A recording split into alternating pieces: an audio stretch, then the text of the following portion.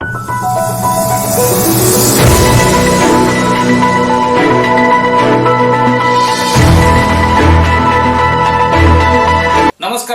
Dandeli news 9ಗೆ ಸ್ವಾಗತ.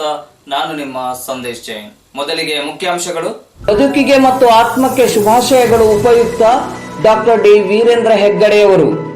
ಪ್ರಚಾರದ ಪೂಜೆಗಿಂತ ಆಚಾರದ ಪೂಜೆಯೇ ಮೇಲು. ಶ್ರೇಯಸ್ಸು ಜೊತೆ ಶ್ರೀನಿಧಿಯ ಪುನರಾರಂಭಕ್ಕೂ ಸಿದ್ಧತೆ. ಫುಟ್ಪಾತ್ನಲ್ಲಿ ಹಾಗೂ ಖಾಲಿ ಜಾಗದಲ್ಲಿ ನಿಲ್ಲಿಸಿಟ್ಟಿದ್ದ ಗುಜರಿ ವಾಹನಗಳ ಎತ್ತಂಗಡಿ.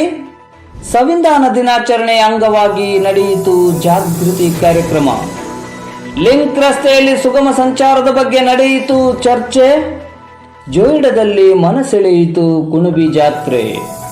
ಸಂತ ಜ್ಞಾನೇಶ್ವರ ಮಂದಿರದಲ್ಲಿ ಮೇಳೈಸಿದ ಭಜನೆ ಸಂಕೀರ್ತನೆ. ಮನೆ ಮನೆಗಳಿಗೆ ಭೇಟಿ ಕೊಡುತ್ತಿರುವ ಮನಸೆಳೆದ ಬಸವ.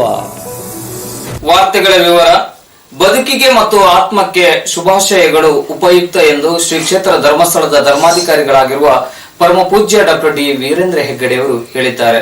ಅವರು ಹುಟ್ಟುಹಬ್ಬಕ್ಕೆ ಸಂಬಂಧಪಟ್ಟಂತೆ ಶುಭವನ್ನ ಕೋರಿದ ಸರ್ವರಿಗೂ ಕೃತಜ್ಞತೆಯನ್ನು ಸಲ್ಲಿಸಿ ಮಾತನಾಡುತ್ತಿದ್ದರು. ನನ್ನ ಪ್ರೀತಿಯ ಶ್ರೀ ಕ್ಷೇತ್ರ ಧರ್ಮಸ್ಥಳದ ಭಕ್ತರೇ, ಅಭಿಮಾನಿಗಳೇ ಮತ್ತು ಬಂಧುಗಳೇ, ಹುಟ್ಟುಹಬ್ಬದ ಸಂದರ್ಭದಲ್ಲಿ ಬಹಳ ಜನ ನೀವು ನನ್ನ ಮೇಲೆ ಪ್ರೀತಿ ಇಟ್ಟು ಮತ್ತು ಗೌರವದಿಂದ ಒಳ್ಳೆಯ ಶುಭಾಶಯಗಳನ್ನು ಕಳಿಸಿದ್ದೀರಿ.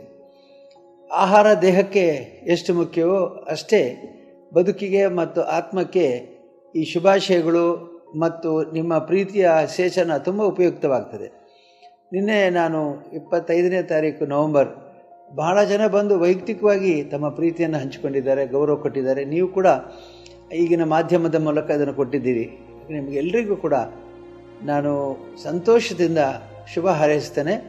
ಶ್ರೀ ಮಂಜುನಾಥ ಸ್ವಾಮಿ ಅನುಗ್ರಹ ನಿಮ್ಮ ಮೇಲೆ ಇರಲಿ ಮತ್ತು ಶಾಶ್ವತವಾಗಿ ನಿಮ್ಮ ಪ್ರೀತಿ, ಗೌರವ, ಆದರ, ವಿಶ್ವಾಸ ಎಲ್ಲೂ ಕೂಡ ನನ್ನ ಮೇಲೆ ಇರಲಿ, ಕ್ಷೇತ್ರದ ಮೇಲೆ ಇರಲಿ ಅಂತೇಳಿ ಹಾರೈಸ್ತೇನೆ.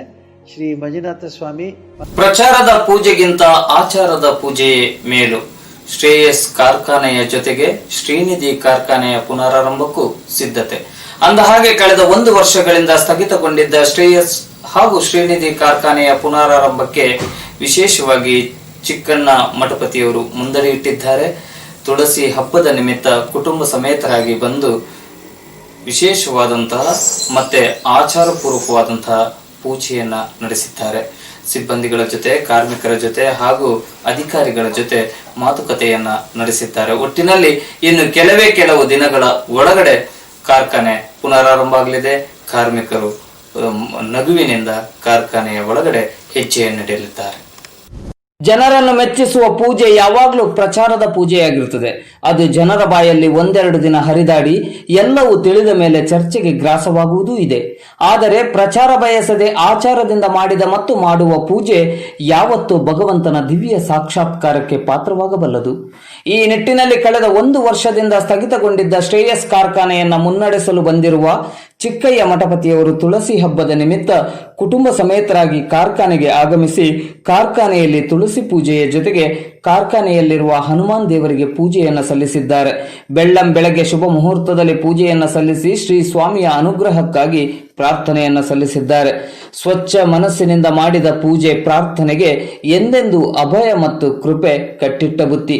ಪೂಜೆಯಾದ ಬಳಿಕ ಚಿಕ್ಕಯ್ಯನವರು TS ಸೊರಗಾವಿ ಹಾಗೂ ಫಿರೋಜ್ ಬಾಳೆಖಾನ್ ಅವರ ಜೊತೆ ಸೇರಿ ಕಾರ್ಖಾನೆಯ ಭದ್ರತಾ ಸಿಬ್ಬಂದಿಗಳೊಂದಿಗೆ, ಲೆಕ್ಕಪತ್ರ ವಿಭಾಗದವರೊಂದಿಗೆ, ಉತ್ಪಾದನಾ ತಂಡದೊಂದಿಗೆ ಹಾಗೂ ಹಿರಿಯ ಅಧಿಕಾರಿಗಳು ಮತ್ತು ಸಿಬ್ಬಂದಿಗಳ ಜೊತೆ ಚರ್ಚೆಯನ್ನು ನಡೆಸಿದ್ದಾರೆ. ಕಾರ್ಖಾನೆ ಪುನರಾರಂಭ ಪ್ರಕ್ರಿಯೆಗೆ ಬೇಕಾಗುವ ಎಲ್ಲ ಕಾರ್ಯಗಳಿಗೂ ಈಗಾಗಲೇ ಚಿಕ್ಕಯ್ಯನವರು ಅಸ್ತು ಎಂದಿದ್ದಾರೆ. ಈ ನಡುವೆ ಕಚೇರಿ ಪೀಠೋಪಕರಣಗಳ ದುರಸ್ತಿ ಕಾರ್ಯವೂ ಕೂಡ ಆರಂಭಗೊಂಡಿದೆ. ಈ ನಡುವೆ ಶ್ರೇಯಸ್ ಕಾರ್ಖಾನೆಯ ಜೊತೆಗೆ ಶ್ರೀನಿಧಿ ಕಾರ್ಖಾನೆಯ ಪುನರಾರಂಭಕ್ಕೂ ಚಿಕ್ಕಯ್ಯನವರು ಸಿದ್ಧತೆಯನ್ನು ನಡೆಸಿದ್ದಾರೆ.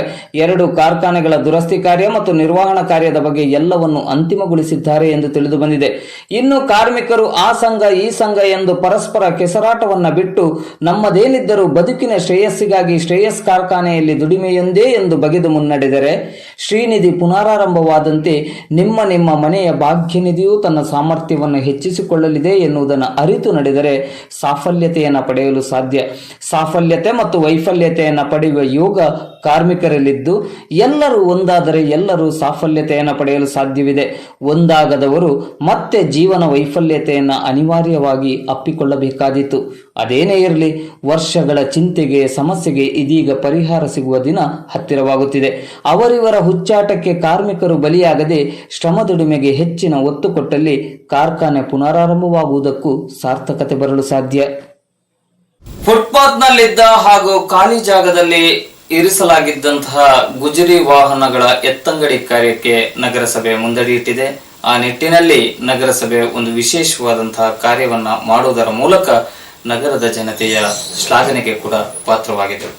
ನಗರದ ಬರ್ಚಿ ರಸ್ತೆಯ ಫುಟ್ಪಾತ್, ಸಂಡೇ ಮಾರ್ಕೆಟ್ ಹೊರ ಆವರಣದಲ್ಲಿರುವ ಖಾಲಿ ಜಾಗದಲ್ಲಿ ಎಲ್ಲೊಂದರಲ್ಲಿ ನಿಲ್ಲಿಸಿಟ್ಟಿದ್ದ ಗುಜರಿ ವಾಹನಗಳನ್ನು ನಗರಸಭೆಯ ಪ್ರಭಾರಿ ಪೌರಾಯುಕ್ತರಾದ ಶೈಲೇಶ್ ಪರಮಾನಂದ್ ಅವರ ಮಾರ್ಗದರ್ಶನದಲ್ಲಿ ನಗರಸಭೆಯ ಅಧಿಕಾರಿಗಳಾದ ಗುರುಪ್ರಸಾದ್ ಹಿರೇಮಠ್ ಹಾಗೂ ವಿಲಾಸ್ ಅವರುಗಳ ನೇತೃತ್ವದಲ್ಲಿ ಪೌರ ಕಾರ್ಮಿಕರು ಹಾಗೂ ನಗರಸಭೆಯ ವಿವಿಧ ವಾಹನಗಳ ಚಾಲಕರು ತೆರವುಗೊಳಿಸಿ ಅದನ್ನು ನಗರದ ಮೂಲೆಯಲ್ಲಿರುವ ಪಟೇಲ್ ನಗರದ ಪಂಪ್ ಹೌಸ್ ಆವರಣದಲ್ಲಿ ಇರಿಸಿದ್ದಾರೆ.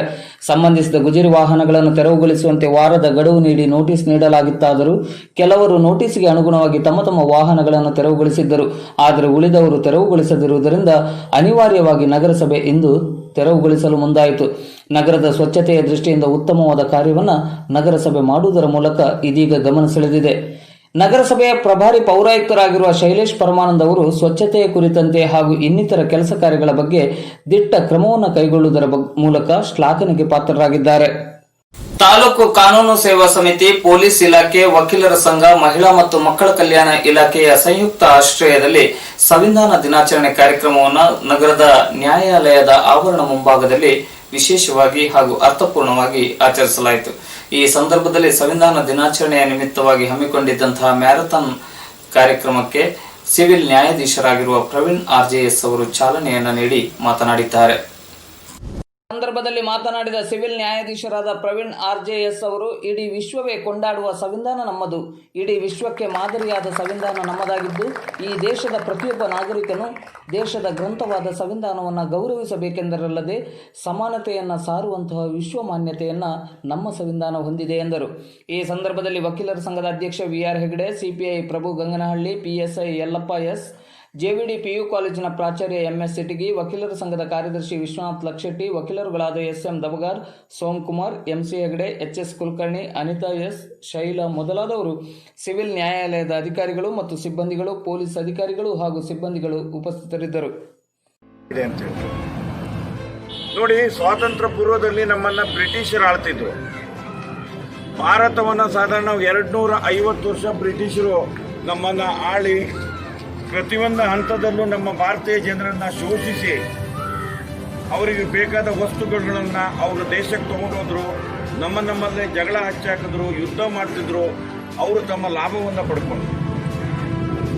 ಈ ಸ್ವಾತಂತ್ರ್ಯ ಚಳವಳಿ ಗಾಂಧಿಯವರ ನೇತೃತ್ವದಲ್ಲಿ ಅಹಿಂಸಾ ಚಳವಳಿಯನ್ನು ಹಮ್ಮಿಕೊಂಡು ಒಂದು ಕಡೆಗಾದರೆ ನಮ್ಮ ಉಗ್ರಗಾಮಿಗಳು ಅಂತ ನಾವು ಅಲ್ಲಿ ಅವರಿಂದ ನಮ್ಮ ಸುಭಾಷ್ ಚಂದ್ರ ಬೋಸ್ ಅವರು ತೆಗೆದ ಭಾರತಕ್ಕೆ ಸ್ವಾತಂತ್ರ್ಯ ಸಿಗುವಾಗ ಈ ಥರ ನಾವು ಸತ್ಯಾಗ್ರಹವನ್ನು ಮಾಡಿ ಆಗೋದಿಲ್ಲ, ನಾವು ನಮ್ಮ ಆಯುಧಗಳನ್ನು ಕೈ ಎತ್ತುಕೊಂಡು ನಾವು ಭಾರತಕ್ಕೆ ಸ್ವಾತಂತ್ರ್ಯ ಪಡಿಸಬೇಕು ಅನ್ನೋ ಒಂದು ಮನೋಭಾವ ಹೊಂದಿದ್ದವು. ಈ ಭಾರತದಲ್ಲಿ ನಾವು ಈ ವಿಷಯವನ್ನು ಅವಲೋಕಿಸಿದಾಗ 2ನೇ ಮಹಾಯುದ್ಧದ ನಂತರ ನಮ್ಮ ಇಲೆಕ್ಷನ್ ಮುಗಿದ ತಕ್ಷಣ ಯಾವ ರೀತಿ ಇಲೆಕ್ಷನ್ ಮಾಡಬೇಕು, ಅದಕ್ಕೆ ಯಾರು ಗೆದ್ದು ಬಂದಿರತ್ತೆ ಒಂದು ಸ್ಪಷ್ಟೀಕರಣ ನೀಡುವಂಥ ಒಂದು ಗ್ರಂಥ ನಮ್ಮ ಸಂವಿಧಾನ.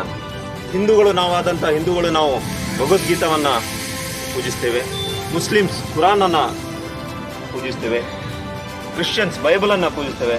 ಆದರೆ ಭಾರತರಾಗಿ ನಾವು ಪೂಜಿಸುವಂಥ ಒಂದು ಗ್ರಂಥ ಅಂತ ಹೇಳಿದ್ರೆ ಅದು ನಮ್ಮ ಸಂವಿಧಾನ. ಅದು ನಾವು ಫಸ್ಟ್ ಅರ್ಥಕೊಳ್ಬೇಕು. ಅದು ಬಿಟ್ಟು ಬೇರೆ ಯಾವುದೇ ಗ್ರಂಥಗಳು ಇಲ್ಲ. ನಾವು ಭಾರತೀಯರು ಅಂತ ಹೇಳಿದ ತಕ್ಷಣ ನಮ್ಮ ಗ್ರಂಥ ಅಂತ ಹೇಳಿದ್ರೆ ಅದು ಸಂವಿಧಾನ. ನಾವು ಜಾತಿ ಬಗ್ಗೆ ಹೋರಾಡುತ್ತೇವೆ, ವಿಭಿನ್ನ ರೀತಿಗಳಲ್ಲಿ ನಾವು ಹೋರಾಡುತ್ತೇವೆ. ಆದರೆ ಆ ಸಂವಿಧಾನ ನಾವು ಓದದೇ ಇರುವಂಥ ಒಂದೇ ಒಂದು ಕಾರಣಕ್ಕೆ, ಸಂವಿಧಾನವನ್ನು ನಾವು ಅರ್ಥಕೊಳ್ಳದೇ ಇರುವಂಥ ಒಂದು ಕಾರಣಕ್ಕೆ ಈ ಎಲ್ಲ ಜಗಳವನ್ನು ಆಗುತ್ತೆ ಅಂತ ನಾನು ಭಾವಿಸಿದ್ದೇನೆ. ಅದಕ್ಕೆ ಕಾರಣವೂ ಅದೇ. ಯಾಕಂದರೆ ಭಾಳ ಹೊತ್ತು ನಾನು ಹೇಳಲ್ಲ, ನಮ್ಮ ಸಂವಿಧಾನದಲ್ಲಿ ಕೊಟ್ಟಂಥ 71 ವರ್ಷಗಳು ಜನವರಿ 26ಕ್ಕೆ ನಾವು ಪ್ರತಿಯೊಬ್ಬರು ಸೇರ್ತೇವೆ. ಸರ್ಕಾರ ಒಂದು ರಜೆ ಕೊಡುತ್ತೆ, ಮಕ್ಕಳು ಬ್ಯಾಂಡು ಎಲ್ಲ ತೊಗೊಂಡು ಬರ್ತೇವೆ. ಧ್ವಜವನ್ನು ಹಾರಿಸ್ತೇವೆ. ಆದರೆ ಅದಕ್ಕೆ ಮೂಲಭೂತ ಆದಂಥ ಒಂದು ಸಮಸ್ಯೆ ಅಂತ ಹೇಳಿದ್ರೆ ನವೆಂಬರ್ 26 ನಮ್ಮ ಸಂವಿಧಾನವನ್ನು ಅಂಗೀಕರಿಸಿದಂಥ ಒಂದು ದಿನ. ಅದಕ್ಕೆ ನಾವು ಅದು ಕಾನೂನು ದಿನ ಅಂತ ಹೇಳ್ತೇವೆ, ನ್ಯಾಷನಲ್ ಲಾ ಡೇ ಅಂತ ಹೇಳ್ತೇವೆ. ಇವತ್ತಿಗೆ 71 ವರ್ಷಗಳು ದಾಟಿವೆ. 71 ವರ್ಷಗಳಲ್ಲಿ ನಾವು ಸುಮಾರಷ್ಟು ಕೇಳ್ತೇವೆ, ನಮಗೆ ರಾಷ್ಟ್ರ ನಮ್ಗೆ ಏನು ಕೊಟ್ಟಿದೆ ಅಂತ ಕೇಳ್ತೇವೆ. ಅದೇ ಒಂದು ಪ್ರಶ್ನೆ ನಾವು ನಮ್ಮಲ್ಲೇ ಕೇಳ್ಕೊಂಡ್ರೆ, ನಾವು ರಾಷ್ಟ್ರಕ್ಕೆ ಏನು ಕೊಟ್ಟಿದ್ದೇವೆ ಅಂತ ಹೇಳಿದಾಗ ಅದಕ್ಕೆ ಅರ್ಥ ನಮ್ಮಲ್ಲೇ ಬರುತ್ತೆ. ಎಷ್ಟೋ ಸಲ ನಾವು ಹೇಳ್ತೇವೆ, ಏನು ಕೊಟ್ಟಿದೆ ರಾಷ್ಟ್ರ, ನಾವು ಇಷ್ಟೆಲ್ಲ ಮಾಡಿದ್ದೇವೆ, ನಮ್ಗೆ ಏನು ಕೊಟ್ಟಿದೆ ಅಂತೇಳಿ. ನಮ್ಮಲ್ಲಿ ನಾವೇ ಒಂದು ಸಲ ಅವಲೋಚನೆ ಮಾಡ್ಕೊಳ್ಳಿ, ರಾಷ್ಟ್ರಕ್ಕೆ ನಮ್ಮ ದೇಣಿಗೆ ಏನಿದೆ, ನಾವು ಏನು ಕೊಡುಗೆಯನ್ನು ನಮ್ಮ ರಾಷ್ಟ್ರಕ್ಕೆ ಕೊಟ್ಟಿದ್ದೇವೆ ಅಂತೇಳಿ. ಆ ಒಂದು ಪ್ರಶ್ನೆಗೆ ನಾವು ಉತ್ತರ ಹೇಳಿದ್ರೆ ಎಲ್ಲದನ್ನೂ ಸರಿಪಡುತ್ತೆ ಅಂತ ಹೇಳುತ್ತಾ ಸಂವಿಧಾನದ ಬಗ್ಗೆ 2 ವಿಷಯದ ಬಗ್ಗೆ ನಾನು ಹೇಳುತ್ತೇನೆ. ನಗರದ ಪ್ರಮುಖ ವಾಣಿಜ್ಯ ರಸ್ತೆಗಳಾಗಿರುವ ಲಿಂಕ್ ರಸ್ತೆಗಳಲ್ಲಿ ಸುಗಮ ಸಂಚಾರಕ್ಕಾಗಿ ಅಗತ್ಯ ಕ್ರಮವನ್ನು ಕೈಗೊಳ್ಳುವ ನಿಟ್ಟಿನಲ್ಲಿ ದಾಂಡೇಲಿಯ ಪೊಲೀಸ್ ಇಲಾಖೆ ಹಾಗೂ ನಗರಸಭೆಯ ಸಂಯುಕ್ತ ಆಶ್ರಯದಲ್ಲಿ ಸ್ಥಳೀಯ ಅಂಬೇಡ್ಕರ್ ಭವನದಲ್ಲಿ ಲಿಂಕ್ ರಸ್ತೆಯ ವರ್ತಕರುಗಳ ಜೊತೆ ಚರ್ಚೆಯನ್ನ ನಡೆಸಲಾಯಿತು. ಅದರ ವರದಿ ನೋಡುವ ಮುನ್ನ ವಿಶೇಷವಾಗಿ ನಗರಸಭೆ ಮತ್ತೆ ಪೊಲೀಸ್ ಇಲಾಖೆಯವರಲ್ಲಿ ವಿನಮ್ರವಾಗಿ ದಾಂಡೇಲಿ ನ್ಯೂಸ್ 9 ಮನವಿಯನ್ನ ಮಾಡ್ತದೆ. ಅಲ್ಲಿ ಬೇರೆ ಬೇರೆ ಕಡೆಗಳ ವಾಹನಗಳು ಬರುವುದು ಹೌದು, ಟ್ರಕ್ಗಳಲ್ಲಿ ಕೆಲವೊಂದು ಅಂಗಡಿಗಳಿಗೆ ಮಾಲ್ಗಳನ್ನು ತುಂಬಿಕೊಂಡು ಬರುವಂತದ್ದು ಕೂಡ ಹೌದು. ಇದರ ಜೊತೆಗೆ ಆ ಲಿಂಕ್ ರಸ್ತೆಗಳೆರಡರಲ್ಲಿಯೂ ಕೂಡ ವ್ಯಾಪಾರ ವಹಿವಾಟುಗಳನ್ನು ನಡೆಸುವ ವರ್ತಕರುಗಳು ಕೂಡ ತಮ್ಮ ವಾಹನಗಳನ್ನ ಅಲ್ಲಿ ಪಾರ್ಕಿಂಗ್ ಮಾಡದೆ ಅದನ್ನು ಪ್ರತ್ಯೇಕವಾದಂತಹ ಸ್ಥಳದಲ್ಲಿ ಪಾರ್ಕಿಂಗ್ ಮಾಡಲಿಕ್ಕೆ ಅವಕಾಶ ಮಾಡಿಕೊಟ್ರೆ ಇನ್ನಷ್ಟು ಈ ನಿಮ್ಮ ಕಾರ್ಯ ಪರಿಣಾಮಕಾರಿ ಆಗಬಲ್ಲದು ಎನ್ನುವ ಮನವಿಯೊಂದಿಗೆ ಈ ವರದಿ. ಸಂದರ್ಭದಲ್ಲಿ ಮಾತನಾಡಿದ ಸಿಪಿಐ ಪ್ರಭು ಗಂಗನಹಳ್ಳಿ ಅವರು, ನಗರದ ಪ್ರಮುಖ ರಸ್ತೆಯಾದ ಲಿಂಕ್ ರಸ್ತೆಗಳೆರಡು ಜನದಟ್ಟಣೆ ಮತ್ತು ವಾಹನಗಳ ದಟ್ಟಣೆಯಿಂದ ಕೂಡಿರುವುದರಿಂದ ಇಲ್ಲಿ ಸುಗಮ ಸಂಚಾರಕ್ಕೆ ಅಗತ್ಯ ಕ್ರಮವನ್ನು ಕೈಗೊಳ್ಳಬೇಕಾಗಿದೆ. ಸಾಮಾನು ಸಂಜಾಮೆ ಹೇರಿಕೊಂಡು ಬರುವ ಬೃಹತ್ ವಾಹನಗಳು ನಿಗದಿತ ಸಮಯದಲ್ಲಿ ಬಂದು ಮಾಲುಗಳನ್ನು ಇಳಿಸಿ ಹೋಗಲು ವರ್ತಕರು ಅಗತ್ಯ ಕ್ರಮವನ್ನು ಕೈಗೊಳ್ಳಬೇಕು. ದ್ವಿಚಕ್ರ ವಾಹನಗಳಿಂದ ಹಿಡಿದು ಯಾವುದೇ ವಾಹನಗಳು ಪಾರ್ಕಿಂಗ್ ಮಾಡಬಾರದೆಂದು ಹಾಗೂ ಲಿಂಕ್ ರಸ್ತೆಯ ಬದಿಯಲ್ಲಿರುವ ನಗರಸಭೆಯ ಜಾಗದಲ್ಲಿ ಹಣ್ಣಿನ ಅಂಗಡಿಗಳಲ್ಲಿ ಕೆಲವೊಂದು ಹಣ್ಣಿನ ಅಂಗಡಿಗಳನ್ನು ಸಂಡೇ ಮಾರ್ಕೆಟ್ ವಾಣಿಜ್ಯ ಸಂಕೀರ್ಣದ ಬಳಿ ಇರುವ ಜಾಗಕ್ಕೆ ಸ್ಥಳಾಂತರಿಸುವ ಚಿಂತನೆ ನಡೆದಿದೆ ಎಂದರು. ನಗರಸಭೆಯ ಪ್ರಭಾರಿ ಪೌರಾಯುಕ್ತರಾದ ಶೈಲೇಶ್ ಪರಮಾನಂದ್ ಅವರು ನಗರದ ಸ್ವಚ್ಛತೆ ಹಾಗೂ ಪಾರ್ಕಿಂಗ್ ಕುರಿತಂತೆ ನಗರಸಭೆ ಕೈಗೊಳ್ಳುವ ನಿರ್ಧಾರಗಳನ್ನು ಬೆಂಬಲಿಸಿ ಸಹಕರಿಸುವಂತೆ ಮನವಿ ಮಾಡಿದರು. ಸಭೆಯಲ್ಲಿ ನಗರಸಭೆ ಅಧ್ಯಕ್ಷರಾದ ಸರಸ್ವತಿ ರಜಪೂತ್, ಉಪಾಧ್ಯಕ್ಷರಾದ ಸಂಜು ನಂದೇಳ್ಕರ್, ಪಿಎಸ್ಐ ಯಲ್ಲಪ್ಪ ಎಸ್, ಸಹಾಯಕ ಪ್ರಾದೇಶಿಕ ಸಾರಿಗೆ ಇಲಾಖೆಯ ಸಂಚಾರಿ ನಿರೀಕ್ಷಕರಾದ ಪ್ರಶಾಂತ್, ಸಾರಿಗೆ ಸಂಸ್ಥೆಯ ವ್ಯವಸ್ಥಾಪಕ ಜೋಗಿನ್ ಉಪಸ್ಥಿತರಿದ್ದರು.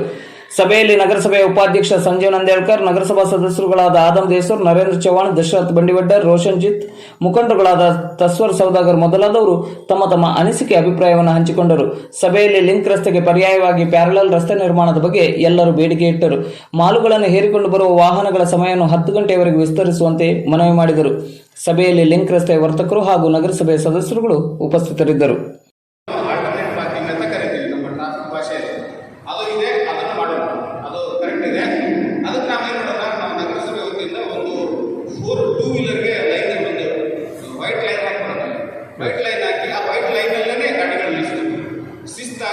ನೀಟಾಗಿ ಅಚ್ಚುಕಟ್ಟಾಗಿ ಗಾಡಿ ನಿಲ್ಲಿಸಿದ್ರೆ ಸರಿಯಾಗಿ ಸಾಕಷ್ಟು ಗಾಡಿಗಳನ್ನು ಕೊಡ್ತವೆ. ಮತ್ತೆ ಜನರಿಗೆ ಒಂದು ಅವ್ರವ್ರ ಅಂಗಡಿಗೆ ಹೋಗ್ಲಿಕ್ಕೆ ವ್ಯವಸ್ಥೆ ಆಗ್ತದೆ.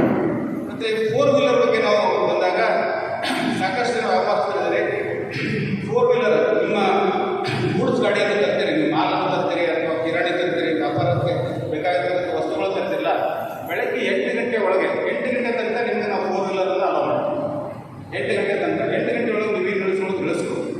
8 ಗಂಟೆ ತನಕ ರಾತ್ರಿ 9 ಗಂಟೆ ತನಕ 4 ವೀಲರ್ ಅಲೋವಿಲ್ಲ.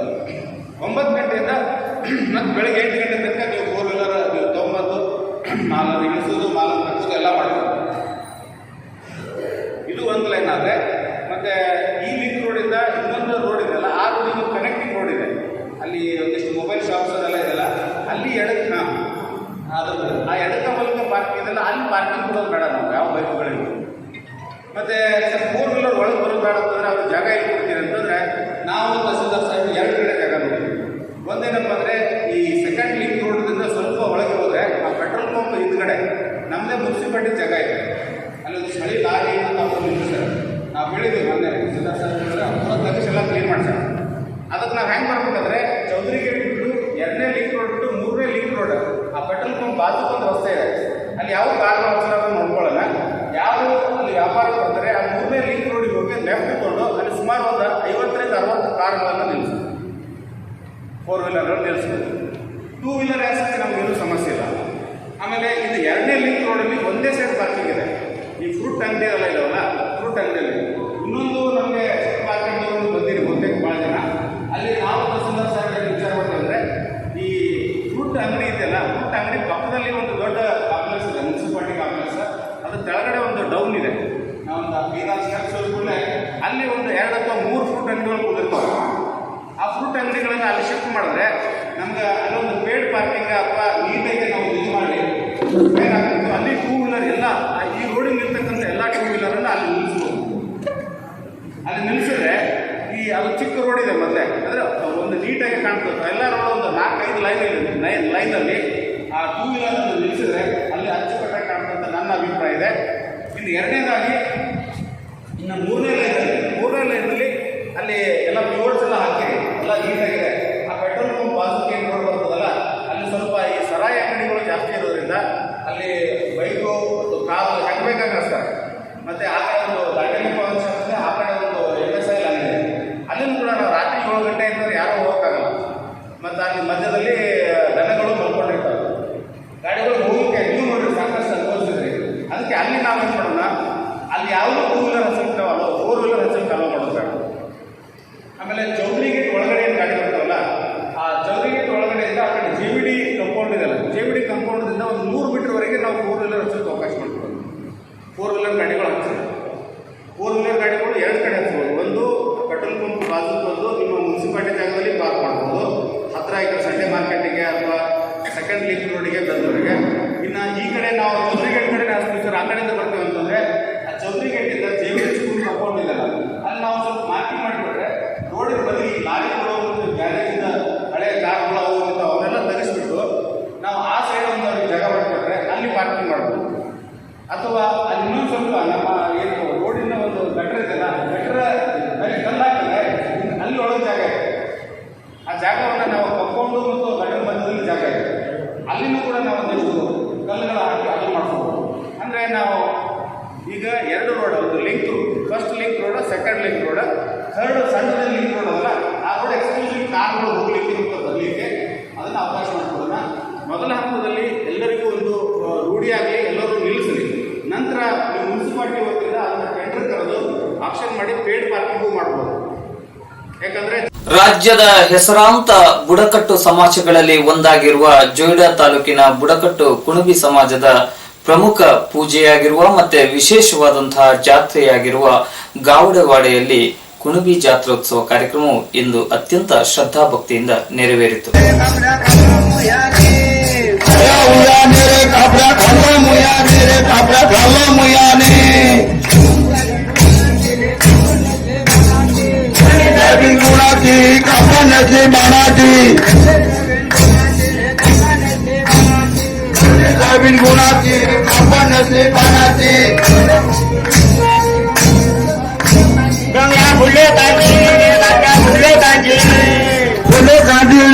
ನಗರದ ಸೋಮಾನಿ ವೃತ್ತದ ಸಮೀಪದಲ್ಲಿರುವ ಶ್ರೀ ಸಂತ ಜ್ಞಾನೇಶ್ವರ ಮಂದಿರದಲ್ಲಿ ಕಾರ್ತಿಕ ಏಕಾದಶಿ ನಿಮಿತ್ತ ವಿಶೇಷವಾಗಿ ಪೂಜಾ ಕೈಂಕರ್ಯಗಳು ಸಂಭ್ರಮದಿಂದ ಜರುಗಿತು.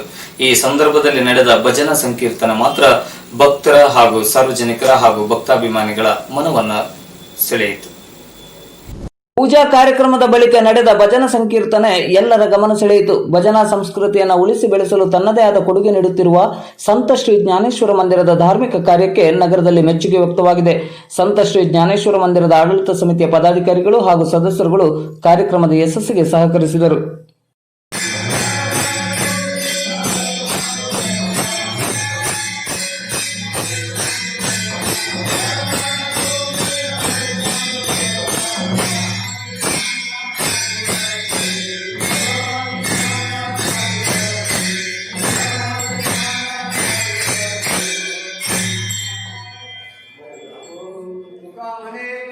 ಹೊರ ರಾಜ್ಯದ ಆಯ್ದ ಭಕ್ತರು ವಿಶೇಷವಾದಂತಹ ಆಕರ್ಷಣೆಯಿಂದ ಕೂಡಿರುವಂತಹ ಬಸವನನ್ನ ನಗರಕ್ಕೆ ಕರೆತಂದಿದ್ದಾರೆ. ಕಳೆದ 2-3 ದಿನಗಳಿಂದ ಈ ಬಸವ ಎಲ್ಲರ ಪ್ರೀತಿಗೆ ಮತ್ತು ಎಲ್ಲರ ಅಭಿಮಾನಕ್ಕೆ ಪಾತ್ರನಾಗಿದ್ದಾನೆ. ವಿಶೇಷವಾಗಿ ನಗರದ ಮನೆಗಳಿಗೆ ಭೇಟಿ ನೀಡುವುದರ ಮೂಲಕ ಗಮನ ಸೆಳೆದಿರುವಂತಹ ಈ ಬಸವನ ಬಗ್ಗೆ ಒಂದು ವಿಡಿಯೋ.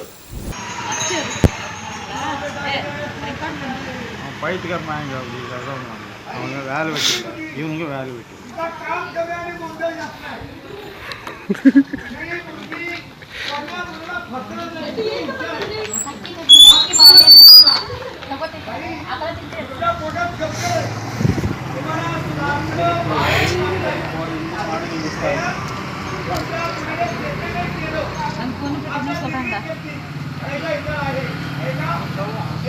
झालं की डिग्री घ्यायला इच्छा आहे.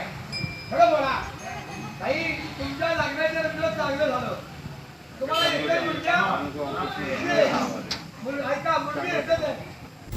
ಎಲ್ಲಿ ಸಮಸ್ಯೆಗಳಿರುತ್ತೋ ಅಲ್ಲಿ ಶೈಲೇಶ್ ಅವರು ಆ ಸಮಸ್ಯೆ ಪರಿಹಾರಕ್ಕೆ ಮುಂದಡಿ ಇಡ್ತಾರೆ ಅನ್ನುವಂತಹ ಮಾತು ಕಳೆದ ಹಲವಾರು ದಿನಗಳಿಂದ ನಗರದಲ್ಲಿ ಕೇಳಿ ಬರ್ತಾ ಇದೆ.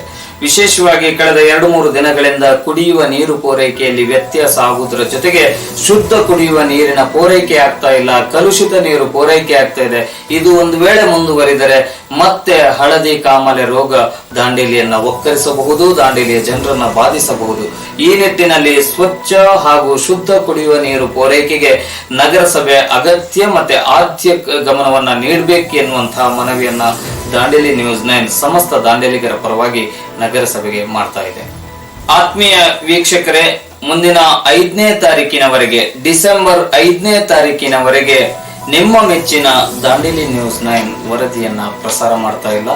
ಕೆಲವೊಂದು ಅನಿವಾರ್ಯ ಕಾರಣಗಳಿಂದಾಗಿ ಡಿಸೆಂಬರ್ 5ನೇ ತಾರೀಕಿನವರೆಗೆ ವಾರ್ತೆಗಳಿಗೆ ರಜೆಯನ್ನ ಸಾರಲಾಗಿದೆ. ಎಲ್ಲ ವೀಕ್ಷಕರು ಸಹಕರಿಸಿ ಬೆಂಬಲಿಸಬೇಕೆನ್ನುವಂತಹ ವಿನಮ್ರವಾಗಿ ನಿವೇದನೆಯೊಂದಿಗೆ, ವೀಕ್ಷಕರೇ, ನಗರದಲ್ಲಿ ಇಂದು 3 ಕೊರೋನಾ ಸೋಂಕಿತ ಪ್ರಕರಣಗಳು ದೃಢವಾಗಿದೆ. ಈವರೆಗೆ ದಾಂಡೇಲಿಯಲ್ಲಿ 1175 ಪ್ರಕರಣಗಳು ದಾಖಲಾಗಿವೆ. ಈವರೆಗೆ ಒಟ್ಟು 28 ಸೋಂಕಿತರು ಮೃತಪಟ್ಟಿದ್ದಾರೆ. ನಗರದಲ್ಲಿ ಇಂದು ಟೌನ್ಶಿಪ್ ನ ಒಂದೇ ಪ್ರದೇಶದಲ್ಲಿ 3 ಕೊರೋನಾ ಸೋಂಕು ದೃಢವಾಗಿದೆ. ಕೊರೋನಾ ಸೋಂಕಿನ ಕುರಿತಂತೆ ಇನ್ನಷ್ಟು ಜಾಗೃತರಾಗುವಂತಹ ನಿಟ್ಟಿನಲ್ಲಿ ನಾವು ಸಾಗಬೇಕಾಗಿದೆ. ಸರ್ಕಾರದ ಆರೋಗ್ಯ ನಿಯಮಾವಳಿಯನ್ನ ಕಟ್ಟುನಿಟ್ಟಾಗಿ ಪಾಲಿಸಿ ಕೊರೋನಾವನ್ನ ಹಿಮ್ಮೆಟ್ಟಿಸಲು ನಾವೆಲ್ಲ ಪ್ರಯತ್ನಿಸೋಣ ಎನ್ನುವಂತಹ ಮನವಿಯ ಜೊತೆಯಲ್ಲಿ ಯುಜಿಡಿ ಕಾಮಗಾರಿಗೆ ಸಂಬಂಧಪಟ್ಟಂತೆ ಬಹಳಷ್ಟು ಹದಗೆಟ್ಟ ರಸ್ತೆಗಳನ್ನು ನೆಟ್ಟಗೆ ಮಾಡುವ ನಿಟ್ಟಿನಲ್ಲಿ ಯುಜಿಡಿ ಕಾಮಗಾರಿ ಸಂಸ್ಥೆಯವರು ಗಮನ ಹರಿಸ್ತಾ ಇಲ್ಲ ಎನ್ನುವಂತಹ ದೂರುಗಳು ನಿರಂತರವಾಗಿ ಕೇಳಿ ಬರ್ತಾ ಇದೆ.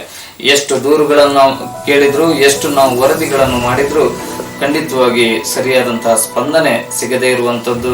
ಏನೇ ಸಮಸ್ಯೆಗಳಿದ್ರೆ ಕರೆ ಮಾಡಿ ತಿಳಿಸಿ ಅಂತ ಹೇಳಿದ್ರು ಕೂಡ, ಕರೆ ಮಾಡಿ ತಿಳಿಸಿದ್ರು ಕೂಡ ಅದಕ್ಕೆ ಕೂಡ ಸರಿಯಾಗಿ ಸ್ಪಂದನೆ ಸಿಗ್ತಾ ಇಲ್ಲ ಎನ್ನುವಂತಹ ಆರೋಪಗಳು ಕೇಳಿ ಬರ್ತದೆ. ಈ ನಿಟ್ಟಿನಲ್ಲಿ ಯುಜಿಡಿ ಕಾಮಗಾರಿ ನಿರ್ವಹಿಸುವ ಸಂಸ್ಥೆಯವರು ಈ ಬಗ್ಗೆ ಅಗತ್ಯ ಕ್ರಮವನ್ನು ಕೈಗೊಳ್ಳಬೇಕು ಎನ್ನುವಂತಹ ವಿನಮ್ರ ಮನವಿಯ ಜೊತೆಯಲ್ಲಿ ಪ್ರಭಾರಿ ಪೌರಾಯುಕ್ತರಾಗಿ ಕಾರ್ಯವನ್ನ ನಿರ್ವಹಿಸ್ತಾ ಇರುವಂತಹ ಶೈಲೇಶ್ ಪರಮಾನಂದ್ ಅವರು ತಮ್ಮ ಅತ್ಯಮೂಲ್ಯವಾದಂತಹ ಹಾಗೂ ಜನಪರ ಕಾಳಜಿಯ ಅಡಿಯಲ್ಲಿ ಕಾರ್ಯನಿರ್ವಹಿಸುತ್ತಿರುವುದಕ್ಕೆ ನಗರದಲ್ಲಿ ಮೆಚ್ಚುಗೆ ವ್ಯಕ್ತವಾಗ್ತಾ ಇದೆ. ಸ್ವಚ್ಛತೆಯ ದಿಸೆಯಲ್ಲಿ ಹಲವಾರು ಉಪಯುಕ್ತ ಕಾರ್ಯಗಳನ್ನ ಹಮ್ಮಿಕೊಂಡಿದ್ದಾರೆ. ಈ ನಡುವೆ ಅವರ ಕ್ರಿಯಾಶೀಲತೆಗೆ ವಿಶೇಷವಾಗಿ ಕೃತಜ್ಞತೆಗಳನ್ನು ಸಲ್ಲಿಸುತ್ತಾ, ದಾಂಡೇಲಿ ನಗರಸಭೆಯ ಅಧೀನದಲ್ಲಿರುವಂತಹ ಬಹಳಷ್ಟು ಖಾಲಿ ಜಾಗಗಳು ಯಾರ್ಯಾರ ನುಂಗಣ್ಣರ ಪಾಲಾಗ್ತಾ ಇದೆ ಎನ್ನುವ ಮಾಹಿತಿ ಬರ್ತಾ ಇದೆ. ಕೆಲವರು ಅದಕ್ಕೆ ಕಣ್ಣಿಟ್ಟಿದ್ದಾರೆ ಎನ್ನುವ ಮಾಹಿತಿ ಬರ್ತಾ ಇದೆ. ಆ ಜಾಗವನ್ನು ಸಂರಕ್ಷಿಸುವಂತಹ ಗುರುತರವಾದ ಜವಾಬ್ದಾರಿ ಮಾನ್ಯ ಶೈಲೇಶ್ ಪರಮಾನಂದ್ ಅವರಿಗೆ ಇದೆ. ಅದನ್ನು ಅವರು ಚಾಚು ತಪ್ಪದೆ ಪಾಲಿಸಬೇಕು ಎನ್ನುವ ಮನವಿಯೊಂದಿಗೆ ಆ ನಂಬಿಕೆಯಲ್ಲಿ ಕೂಡ ದಾಂಡೇಲಿ ನ್ಯೂಸ್ 9 ಇದೆ.